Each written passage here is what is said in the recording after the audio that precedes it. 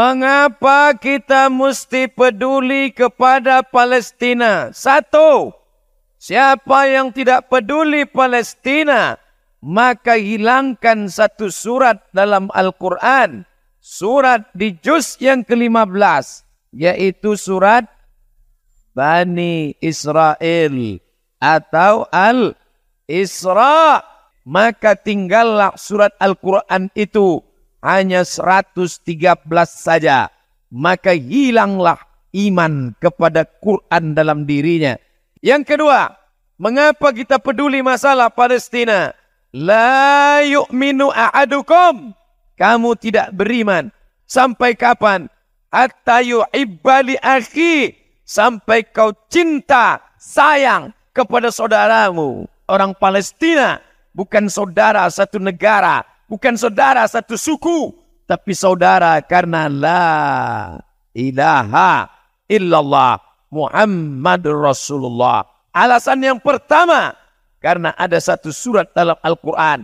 Alasan yang kedua, tidak diakui imanmu. Walaupun engkau ke Makkah bolak-balik, walaupun engkau rajin salat sunat, walaupun kau rajin doa tak tinggal, walaupun kau tidak pernah absen wirid Yasin, tapi kalau tak peduli kepada Palestina, maka tak ada guna iman dalam dirimu. Dulu waktu saya kuliah di Maroko, sampai di Maroko tinggal di asrama, dan ada dari Palestina. Sama-sama masak pagi, ada dapur umum.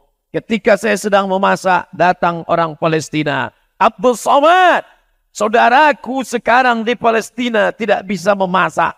Saya tanya, kenapa? Karena minyak zaitun yang sudah diperas. Mereka makan minyak zaitun. Buah zaitun mereka makan. Minyak zaitun mereka makan. Masuk tentara Israel ke rumah nenek saya, ke rumah pakcik saya, ke rumah saudara saya. Mereka tendang itu tempat minyak zaitun. Tumpah. Kenapa mereka tidak membunuh? Karena orang Palestina tidak takut mati. Orang Palestina ingin mati syahid. Diadakan survei. Cita-cita tertinggi anak Palestina adalah mati syahid.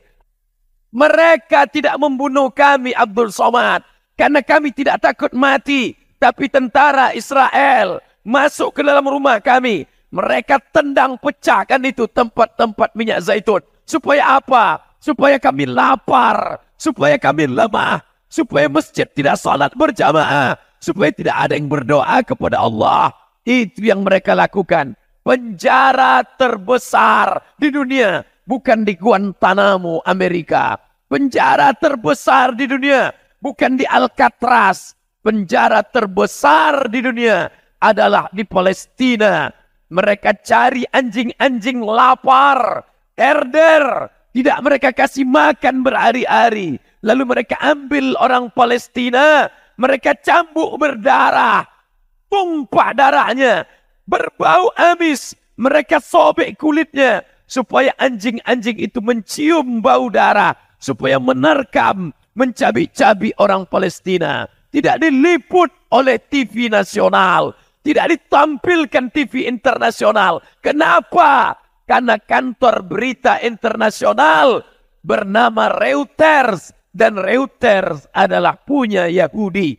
Alhamdulillah, kantor berita kita masih menyuarakan Palestina. Koran-koran yang memberitakan Palestina, mudah-mudahan mereka dapat pahala syahid, insyaAllah. Kalian liput 6 tabligh akbar ini, mati kalian. Kalian akan melihat buku catatan. Pernah jihad untuk Palestina? Pernah kalian jihad? Tidak. Pernah kalian ke Palestina? Tidak. Pernah kalian naik pesawat? Belum.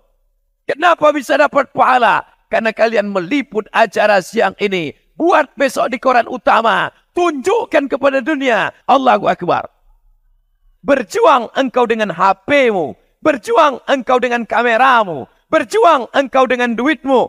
Sama. Saya tidak ingin selesai acara ini tiba-tiba mendaftar mau ke Palestina. Jangan. Karena berangkat pun kalian ke sana belum tentu menyelesaikan masalah Palestina. Bisa-bisa bertambah pula masalah di Palestina. Tujuan acara ini supaya anak-anak muda peduli kepada Islam.